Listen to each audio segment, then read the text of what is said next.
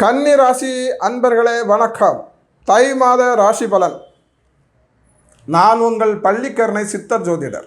உங்கள் ராசிநாதனாகிய புதன் பகவான் இந்த மாதம் தனுசு வீட்டிலிருந்து இடப்பெயர்ச்சியாகி மகர வீட்டுக்கு செல்கிறார். செவ்வாய் பகவானும் தனுசு வீட்டிலிருந்து மகர வீட்டுக்கு செல்கிறார்.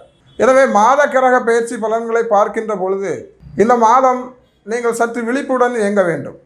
ஏற்கனவே சனி பகவான் 7ல் அமர்ந்து கண்டகச்சனியாக இருப்பதனால் திருமணம் தாமதங்களை தந்து கொண்டிருக்கிறார். எனவே திருமணங்கள் தள்ளி போக வாய்ப்பு இருக்கிறது. உங்கள் ராசிக்கு தசம ராசி என்று சொல்லுகின்ற மிதுன வீட்டிலே குரு பகவான் வக்கரம் பெற்று இயங்குவதனால் ஜீவனத்திற்கு எந்த விதமான பஞ்ச பாக்கியங்களும் இருக்காது.